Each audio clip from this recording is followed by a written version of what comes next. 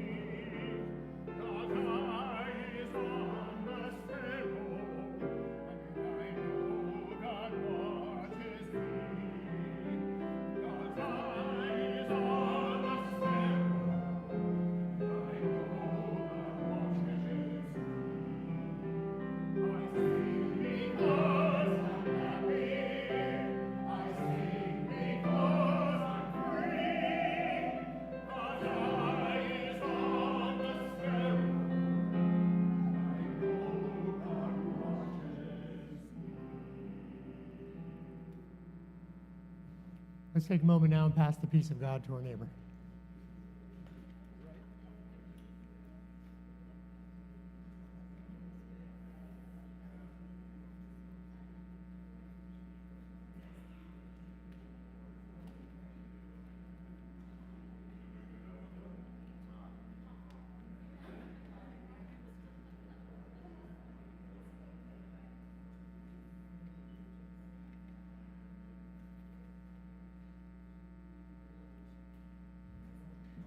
I don't think we have children,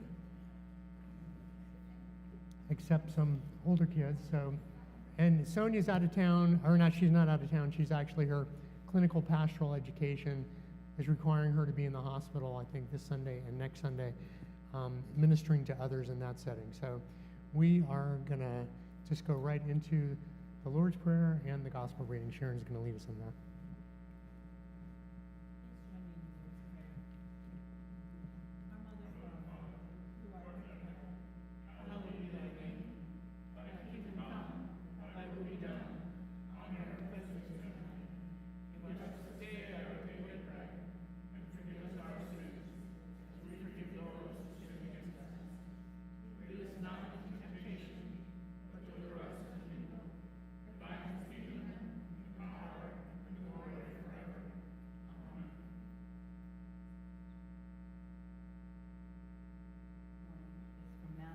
Chapter 10, verses 26 through 31.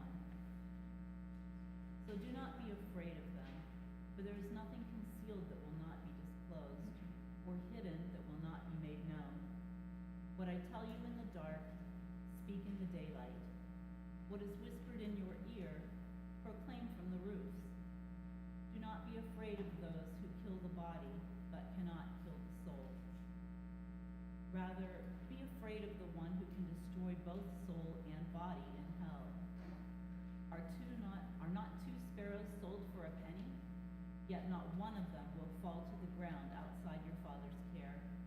And even the very hairs of your head are all numbered. So don't be afraid. You are worth more than many sparrows.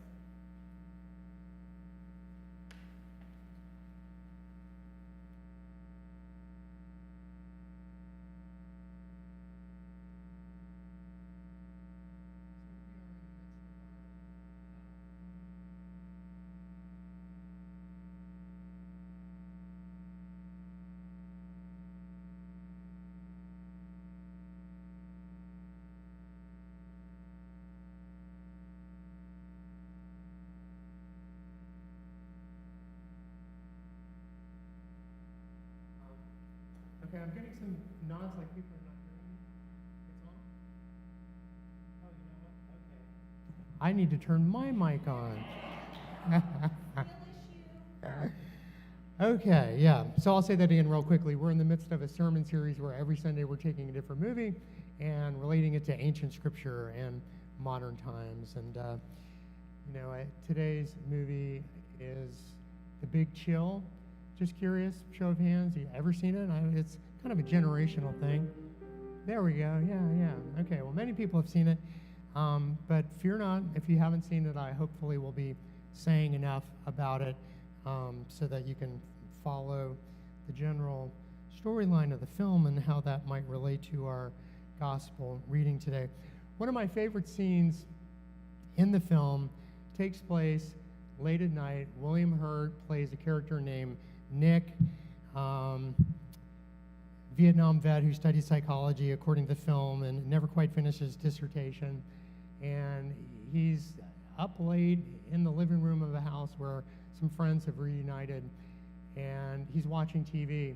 And another friend walks in, it's got this sort of midnight, 2 a.m. kind of vibe. These guys are just up in the middle of the night. And he's sitting there on the couch, the William Hurt character, Nick, watching TV, black and white movie, and his friend comes in and says, "What are you watching?" And he's like, "I don't know." And he says, "Well, what's it about?" And he says, "You're so analytical. Sometimes you just have to let great art wash over you." So it's a classic scene. I wanted to begin with that scene by my own way of paying, homage to the film, which I really do think it's a great work of art. I will say a few words here, trying to analyze it and relating it to our times in which we live, the spiritual life. I think art is powerful and inspirational that way, but to really experience the power of the film, the joy of its music, and the seriousness with which it plumbs the depths of human existence, you really just have to watch it. And like William Hurt says, just let that great art flow over you. Today, most people recognize that this is an important movie, culturally speaking, which is often the case in hindsight, right? We can point to the movies that really kind of mark a generation. But when the writer and director cast and first began shopping it around, no one wanted to make it because it's mostly dialogue when you think about it, So in a day and age in which shoot 'em up action adventure movies is what holds people attention and sells tickets, nobody wanted to take the risk on a movie that was mostly dialogue. The 7 major studios turned it down until Johnny Carson's, obviously I went down a rabbit hole on this one, Johnny Carson's production company took it on. And they thought it was just going to be some little artsy, flash-in-the-pan film. Then the first sign that it was going to be more than that was at the Toronto Film Festival, where it won the People's Choice Award. And then the rest is history, as we know. It's, again, a very influential, important movie. 30 years later, Tom Berenger, who plays the TV star in the movie, these friends have gathered back together for a funeral, and one of them is a famous TV actor played by Tom Berenger. I found an interview with Tom Berenger and Jo Beth, who plays another character, 30 years later, and they're talking about the film, and Berenger says, it's really, if you think of The Graduate as being one bookend, of the baby boomer generation, you have The Graduate, and then you have The Big Chill. Sort of that middle age, what is life all about moment. So if you saw the film a long time ago, or maybe you watch it again to refresh your memory, I know some people are doing that, and I just recently watched it again. The film centers around this one character, Alex, a physics prodigy who had abandoned a free ride. He was a brilliant young man. He was could go to any college he wanted to on scholarships. He had let that go. He was on a deep spiritual search, and the event that has brought all these friends together is his suicide. Just when it appeared that things were coming together for him and he was caring about some things in his life, he ended his life by suicide. And that's why these friends have gathered together. So it's kind of a given in this story that this group of college friends, that what has happened to them is what happens to most of us. Their youthful revolutionary energies have waned, so that each of them in their own way has compromised and tried to fit into the system as it is, right? So the question becomes, what now? The question for these friends. I mean, they were last together when they were on fire about changing the world, but now they've been drawn back together after one of their friends has ended his life. So the question is, what now? How do we find meaning? Where do we find meaning? To paraphrase the minister at the funeral at the beginning of the film, where does hope go once we have compromised our ideals? These are pretty important questions raised by this film. I know they resonate with me. This is the central question. Where does hope go once we have compromised our ideals? Another way of putting it is, how do we rediscover our true inner calling and purpose? Why are we here? What were we called to do? And how can we reconnect with the source? The film asks this question, and it also offers, I believe, some resolution, some guidance, some illumination, no pun intended. If the short rediscovery of our destiny is to be found through, I think this is the message of the film, that the rediscovery of our destiny is to be found in the process of facing our grief and plunging into life with as much courage and grace and humility as we can muster. This is a group of friends who are trying to deal with the death of someone they really loved. Much like the disciples, right? Our whole Christian tradition arises out of that place of grief. I think this might be our intern coming. We'll give her a moment later.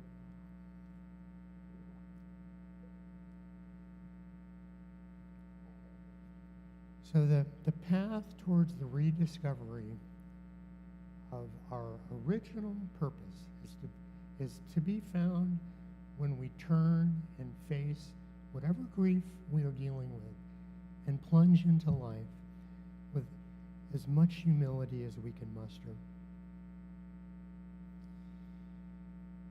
This is another way of saying what Rohr and many other spiritual leaders are saying, if we have ears to hear, that the path towards growth and transformation passes through grief and surrender. If we want to be defended, if we want to deny the wounds of our past, if we want to be tough and strong and in control, then we are not going to grow, and we are not going to transform. I mean, we need a little ego strength. We got to survive. We got to keep our head above water. But ultimately, grief is like the ocean. It's much bigger than us. We do much better if we learn to harmonize with those deeper movements. There's another really important scene in this film that I want to mention and say a couple things about. And it's interesting, I've probably seen this movie, 15, 20 times. And I didn't realize this consciously until this most recent time watching it, like yesterday. So the film opens at a funeral. Alex has ended his life by suicide, and the friends gather in a church. But then they leave the church after the funeral, and there's a scene where the funeral procession passes the ruins of an old church.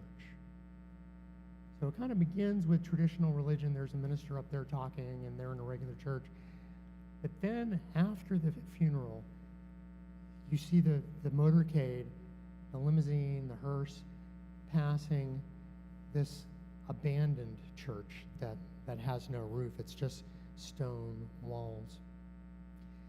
I think that's probably was the director's way of saying, now we're leaving traditional religion, because this is the state of traditional religion. It's stone ruins, overgrown. But those of us who are engaging in this idea of the new cosmology, a building that opens to the heavens, hints at what Newell talks about as the very rebirthing of God. In this particular book, he's got another book Newell does called The Rebirthing of God, but this one is called An Ancient Harmony. And in this book, he describes an actual church in Indiana that was intentionally built with no ceiling, no roof. They call it the roofless church. Newell wrote part of this book at New Harmony in Indiana, because they have a retreat center there or something, and he could see the roofless church as he was writing. In this book, he describes how the church itself has no enclosure.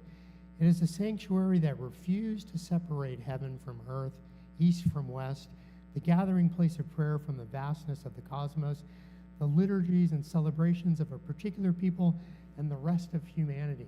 This was a church that vowed not to divide those things, but to include it all in one place.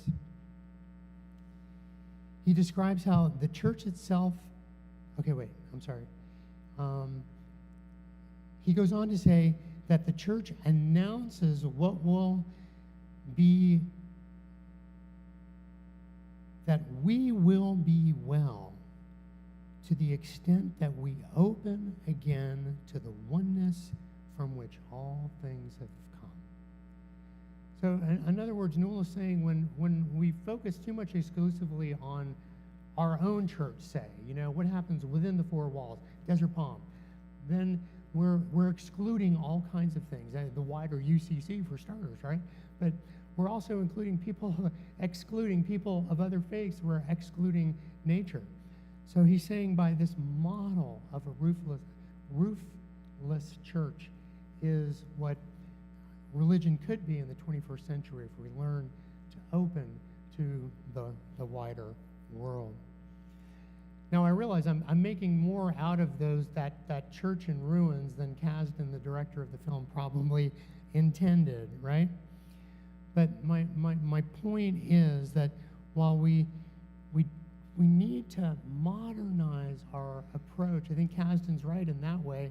In many respects, traditional religion is trapped in this medieval mindset that we need to move beyond.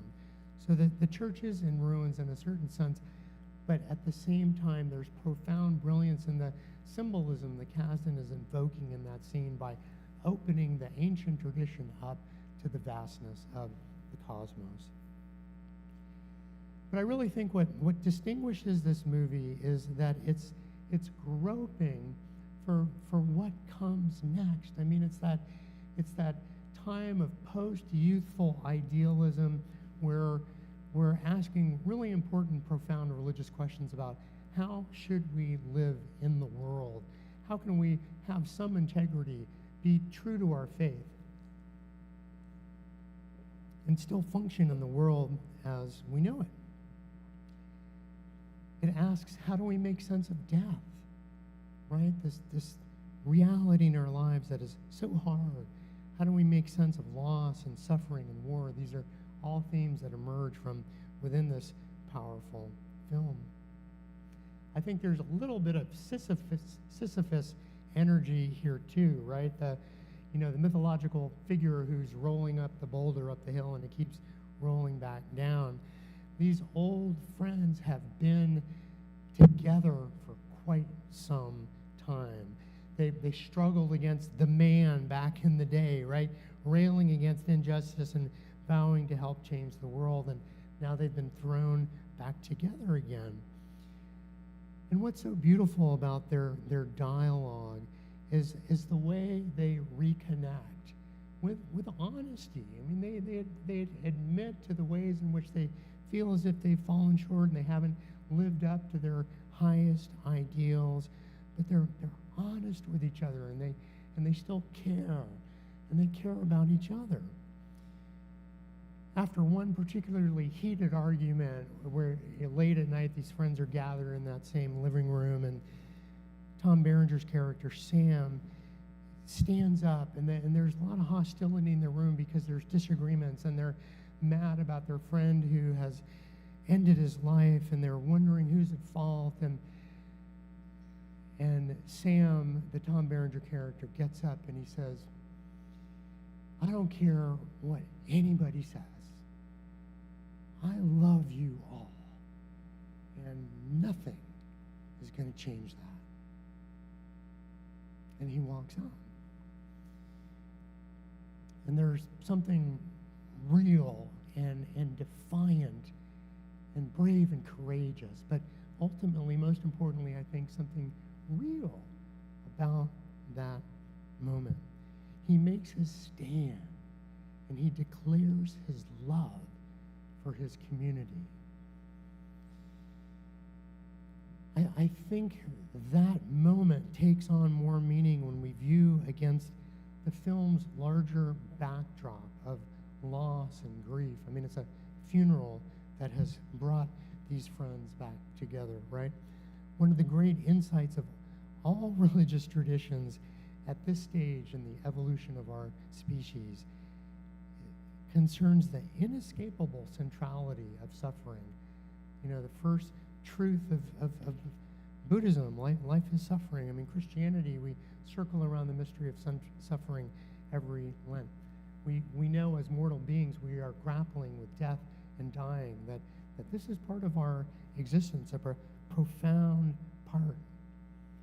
While I was writing this sermon and thinking about the film that's bringing this group of people back together because one of their friends has died, you know, it just got me to be thinking about all the grief that we have experienced as a community, you know, losing people that we love. I mean, just in the past couple of years, I've lost both of my parents and my stepdad, and as huge and vast as that grief is, I know it's just the tip of the iceberg of people who have lost life partners.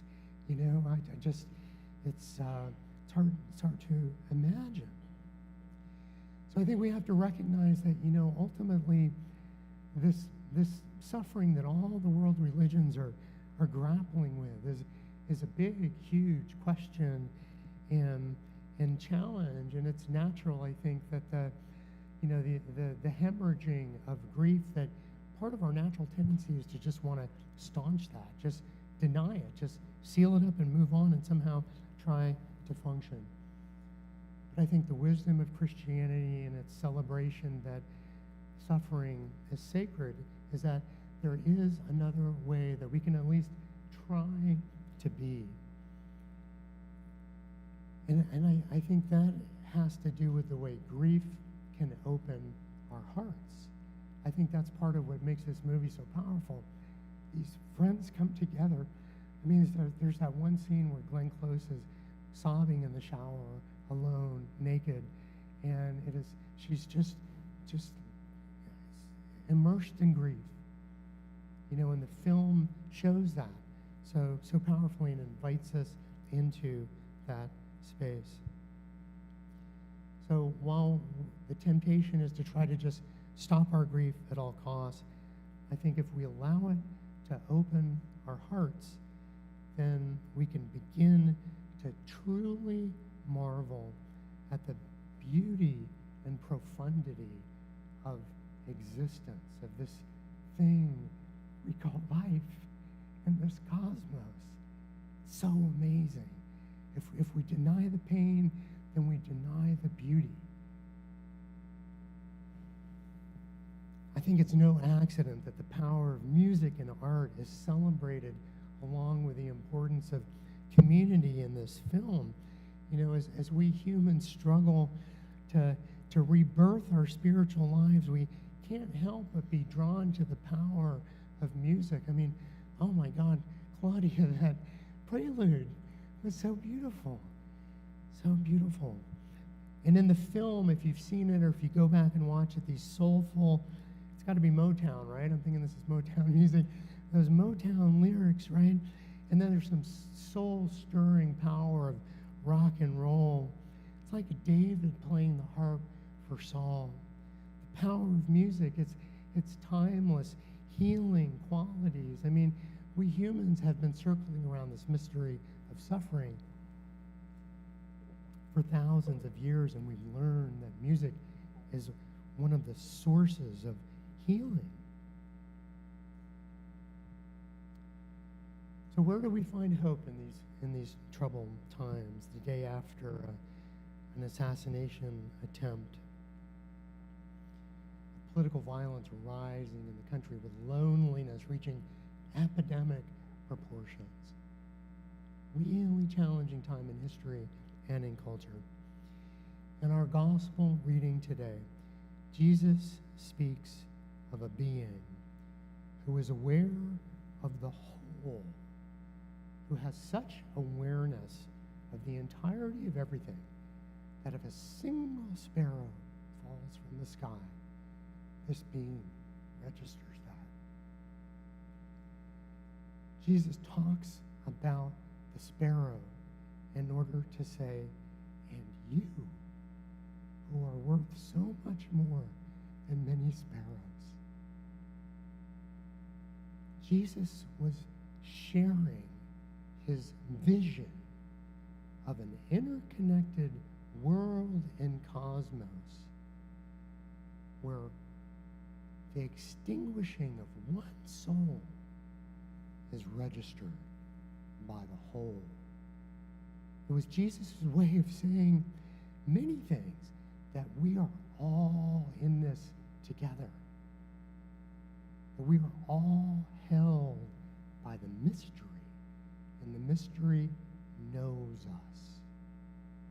It's kind of counterintuitive, right? I mean, part of our rational brain wants to say, oh, how could God know everyone? That's impossible. And yet remember MLK when he got that death threat on the phone and he hung up the phone and he had that kitchen table experience alone with God. He felt that God was there with him. And he said, King said, if I did not have that experience, I wouldn't believe in philosophically, I would not be able to come to terms with an idea of a personal God. But now we can approach, but he says, but I do believe that because of this experience. Now, as a result of modern science, what the subatomic physicists are telling us, what the cosmologists are telling us, is that it is all intimately connected. So the notion of the death of one sparrow, of one person, being detected by the whole is not so hard to believe. In fact, it makes perfect sense, a new kind of sense, as we shift into a new way of thinking. So in relation to our original guiding question, where does hope go when we find ourselves drowning in compromise? I used to be so radical, and now I'm driving a big SUV, So maybe I'm preaching to myself here. I'm looking at hybrids, though. I got to say that. Where does hope go after we have compromised? The idea championed by religious geniuses and prophets that the entire cosmos is actually not only interconnected, but it's moving towards something. That there is some kind of ultimate theological meaning to it all. There's some hope to be found there, right? There's hope to be found in this idea that the healing powers of the universe, if we injure a tree, it can heal itself and grow back. If we have a slight enough injury in our own bodies, it heals. This is the way the universe is put together. If that is not a hopeful thing, I don't know what hope is. The idea that it's all connected, that it's all moving to something, that it has this self-renewing energy, these are sources of hope. Ultimately, we are back at that old stone church that has no roof. We've got the structure of traditional religion, the idea that we are part of something larger, and now we are expanding our thinking so as to open to the cosmos and the process that birthed it all.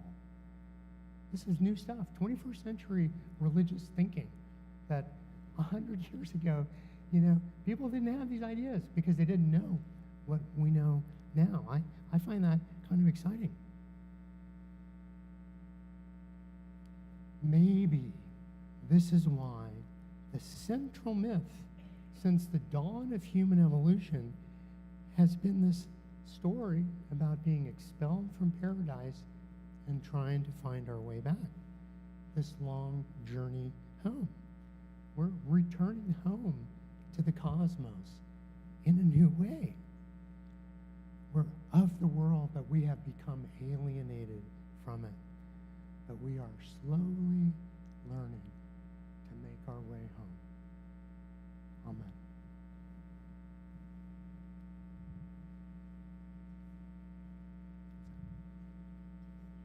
Oh, yeah, actually, I think, Chris, are you here? No? Okay, I guess Chris didn't make it today. I thought she might have snuck in. All right, we're just going to continue on. We'll hear from her another Sunday.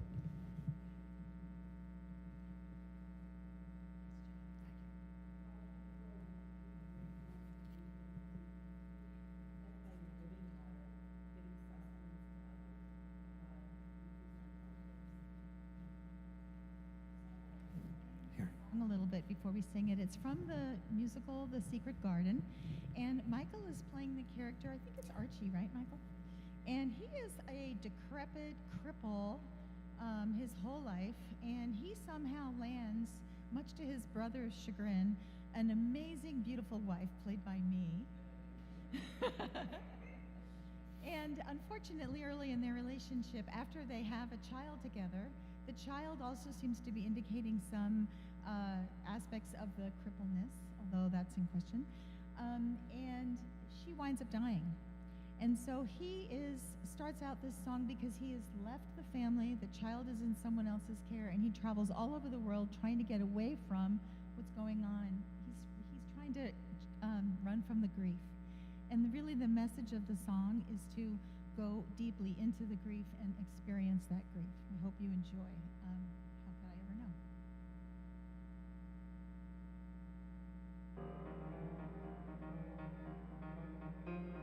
I see you in the window of a carriage that is red. Still my mind will not accept that in your grave you must remain. Now I hear your voice, then turn and see a stranger's form and face. Must I wander on tormented place to place, to place, to place? Why can I go that you won't find me? Why did you find a place to hide? Why do you want to chase me, hunt me?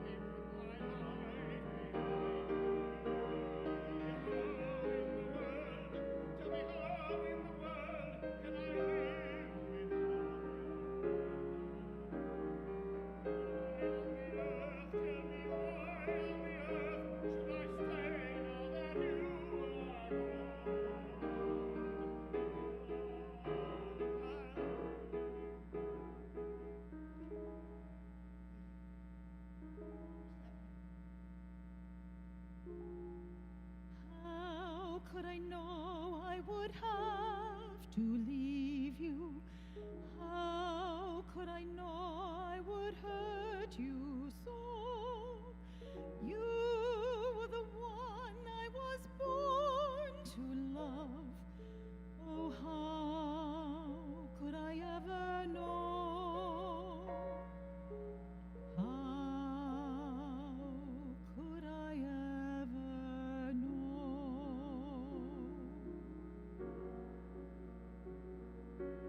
How can I say to go on without me?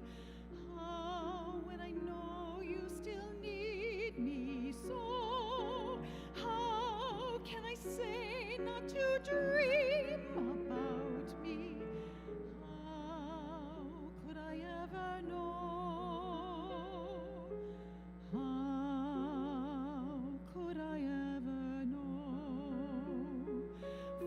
Forgive me, can you forgive me and hold me in your heart and find some new way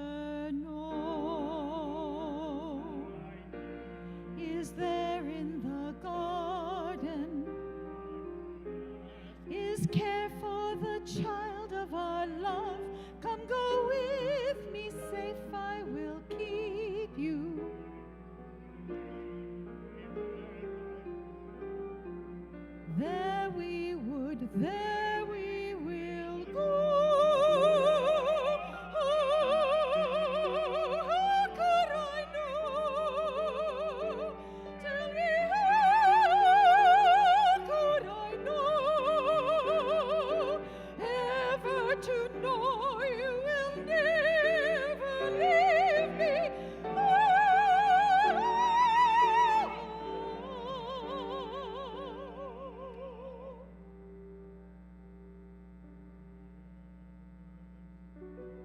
How could we know?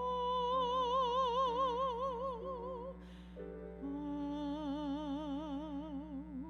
could we ever know?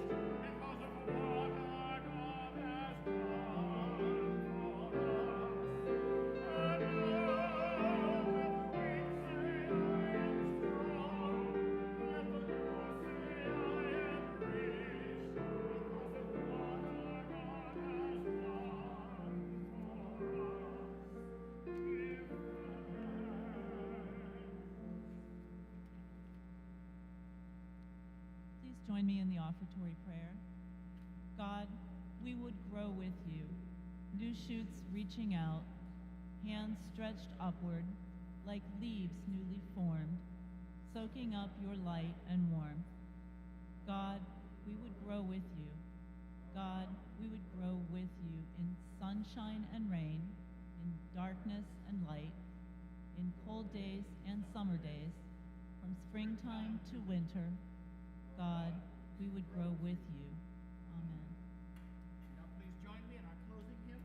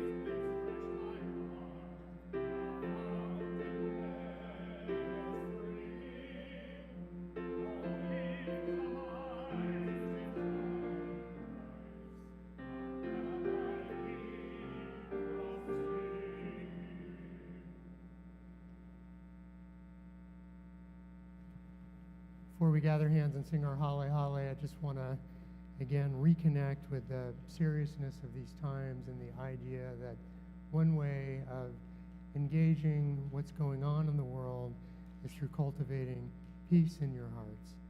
So I pray that peace be above you, below you, in front of you, and behind you. Let the peace of Christ be in your heart. Amen. Now,